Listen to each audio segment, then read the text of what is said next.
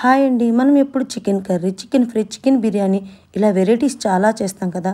ఇలా చికెన్‌తో కోఫ్తా కర్రీ చేయండి. చాలా బావుంటది. మీకు కూడా తప్పకుండా నచ్చిద్ది. నేను ఎలా చేస్తానంటే చికెన్‌ని 1, 2 సార్లు క్లీన్ చేసి బోన్స్ ఏం లేకుండా మెత్తని ముక్కలు ఒక పావు కేజీ మిక్సీ జార్‌లో తీసుకొని కొంచెం కొత్తిమీర, దానికి సరిపడా ఉప్పు, కారం, పసుపు, 4, 5 మిరియాలు దంచుకొని వేసుకొని అర స్పూన్ అల్లం పేస్టు, అర స్పూన్ ధనియాల పొడి వేసి మెత్తగా గ్రైండ్ చేసి ఒక గిన్నెలో వేసుకోండి. అందులో 2 స్పూన్లు మైదా పిండి వేసి చిన్న చిన్న ఉండలుగా చుట్టి పక్కన పెట్టేసుకోండి. ఈ కర్రీ రైస్‌లోకి, చపాతీలోకి సూపర్‌గా ఉంటది. స్టవ్ మీద ప్యాన్ పెట్టుకొని కర్రీకి సరిపడా ఆయిల్ వేసుకొని సన్నగా తరిగిన ఉల్లిపాయలు గోల్డెన్ కలర్ వచ్చాక అర స్పూను అల్లం వెల్లుల్లి పేస్ట్ వేసి పచ్చి వాసన పోయేలాగా ఫ్రై చేసుకోవాలి.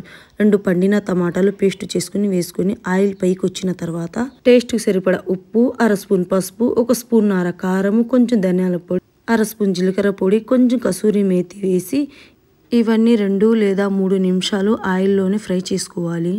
ఒక గ్లాస్ వాటర్ వేసుకొని ఈ కోఫ్తా ఉండలన్నీ వేసి మంచిగా 10 నిమిషాలు కలపకుండా ఉడకనివ్వాలి. ఇలా గ్రేవీ చిక్కబడినాక స్లిమ్లో పెట్టేసుకుని ఒక 20 నిమిషాలు ఉడికించుకోవాలి. కట్ చేసుకున్న పచ్చిమిరపకాయలు, కొత్తిమీర వేసుకొని స్టవ్ ఆఫ్ చేసుకోండి. మీకు కూడా చికెన్ కోఫ్తా కర్రీ నచ్చింది కదూ! అయితే సబ్స్క్రైబ్ మై ఛానల్.